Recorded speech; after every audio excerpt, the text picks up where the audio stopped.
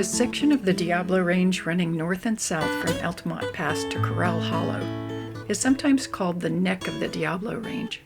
Biologically speaking, it's the narrowest choke point, a critical linkage for plants, animals, and people headed south.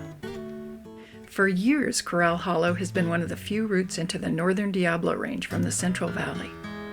Grizzly Adams captured bears here in the late 1800s. Mountain lions are still present. From the hilltops, you can see the head of the range, Mount Diablo. Corral Hollow was probably named for a place where horses were confined on the edge of the San Joaquin Valley in the 1800s.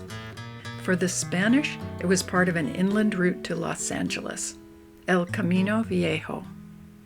Later, 49ers passed through on their way to the gold fields in the southern Sierra. Corral Hollow was never an easy place to live or raise livestock. The Irish immigrants who congregated here had to endure cold, windy winters, hot, dry summers, less than a dozen inches of rain per year, and of course, the occasional fire. Despite the challenges, Mark Connolly's family has been ranching here for 5 generations. He and his wife, Celeste Garamendi, raise beef cattle here on 9,000 acres of grassland, woodland, and chaparral. Part of the job, as they see it, is protecting the life and land around them.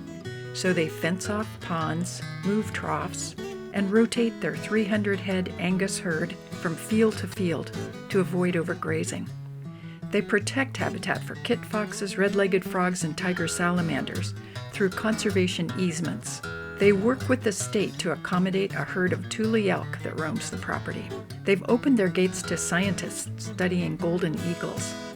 To minimize the ranch's carbon footprint, they're experimenting with selling grass-fed beef with no antibiotics or growth hormones directly to local consumers. Taking the lead on that project is a 5th generation of Connollys, their daughters Catherine and Bridget.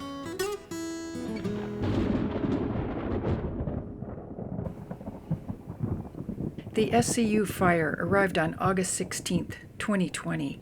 It hit the ranch hard, over several days. Firefighters were too busy elsewhere to help them at first. We got all of the fire cans that we could, the rakes, the shovels, and we had our 2 vehicles that we thought were well out of the distance, and that fire came up the last 50 yards just super fast, and we literally are running to get in the vehicles and drive them out of the way. By this time, the fire was approaching their house. Not a moment too soon, state firefighters arrived, quickly lit a backfire, and created a safe space around the house. But the end of the fire wasn't the end of the battle. Months later, the fire continued to take a toll. Fences had burned down. Grass was gone in many fields, so they needed to buy hay. Devices to tap water from springs had been destroyed and needed to be repaired. Many springs weren't running, so they brought in water in trucks. Mark and Celeste were exhausted. They still had enough energy to hope, though, that spring would make things easier. The ranch has a long history of overcoming obstacles.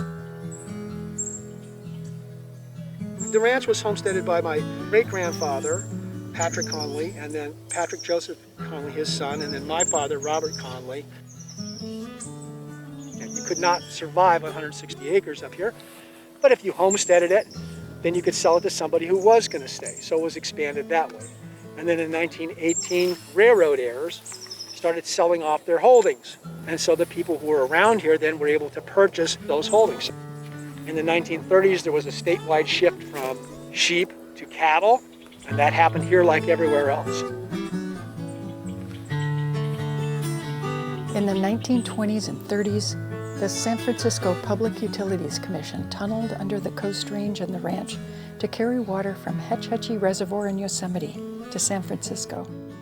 In the process, they dried up the Connolly's main well. The commission built the Connolly's a new well a mile away, but later a weapons testing site in Corral Hollow polluted the water table with industrial solvents and other chemicals. A cleanup followed, and the Connollys got a compensatory pond.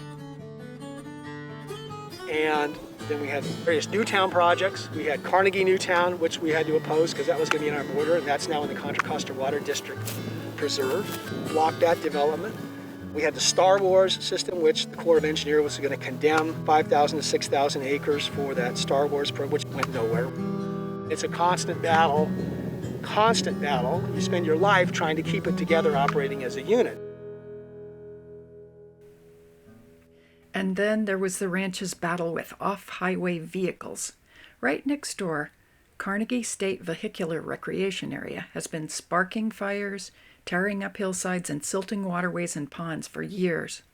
Now the state was planning to expand Carnegie by 5 square miles on Connolly's northern border. The area included beautiful canyons and ridge tops, rare species, and important Native American and historic resources. For the ranch, the expansion would have been a costly nuisance. For the region, it would have meant the loss of an area so ecologically and culturally rich that a UC Berkeley study identified it as a top conservation priority for the entire state. Celeste Garamendi helped lead the opposition to the Carnegie expansion by organizing Friends of Tesla Park. Save Mount Diablo helped too, in one of its first steps south into the Diablo Range. If you look down the ravine right in front of us, this is called the Mitchell Ravine, and it's a major watershed that feeds into the Corral Hollow Creek, but also the northern part of it is within what we identify and refer to as Tesla Park, which is planned for OHV recreation. If Tesla is opened up to OHV use, then that entire corridor is cut off by OHV recreation. It is directly in the path of the critical linkage habitat corridor, which is the lifeline of the Diablo Range. 2 decades of persistent lobbying paid off in September 2021 when Governor Gavin Newsom signed SB 155, which prohibited use of Tesla for off-highway vehicle recreation and kicked off a planning process for a new state park. On October 18th, public officials, ranchers, and conservationists gathered to celebrate. Today's really a climate win amidst this climate crisis. This is a big, lasting climate win that we've done together. These stories need to get out, and we need to remind one another when we come together, we can do such great things for the natural world that we all depend upon for our survival. 2 years after that party, Garamendi joined scientists and friends from Save Mount Diablo for a bio-blitz at Tesla. The gathering, hosted by state park staff, was aimed at learning more about the 3,100-acre site and celebrating the accomplishments of everyone who worked for protection, including Garamendi and the whole Connolly family.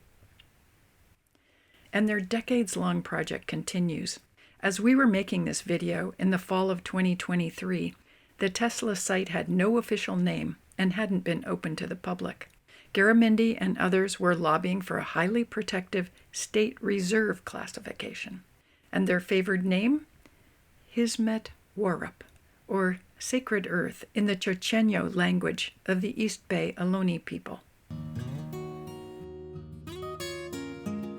No one entity is really big enough to take care of such a massive mountain range, so the Connollys are incredibly important partners in the protection of that area. They are conservation heroes.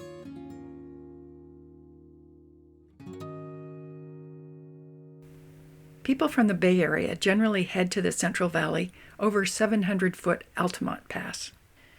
2 centuries ago, though, the Spanish used the 1,600-foot Pass of Good Winds, now known as Corral Hollow Pass. You can experience this historic route, a 30-mile drive from Livermore to Tracy. From I-580 in Livermore, wend your way south to Tesla Road. Follow that road up and over Corral Hollow Pass. On your right, bounded by Corral Hollow Creek, will be the spacious oak-studded site of our region's newest state park unit. While working to establish the state park land as a reserve, park activists called a Tesla for a historic town near where coal was discovered here in 1855. Producing in fits and starts and peaking as the largest source of coal in California at the turn of the century, the mine was closed in 1911. A little farther down the road on your right, you can't miss Carnegie State Vehicular Recreation Area, named for the historic town and a brick and pottery plant built here in 1902. After passing Site 300's offices on your left, you'll soon be heading toward I-5 and the town of Tracy. Here on the edge of the Central Valley, miners headed to the gold fields in the Sierra Nevada may have established a corral for their horses. At least that's one explanation for the name of this historic canyon, pass, road, and creek.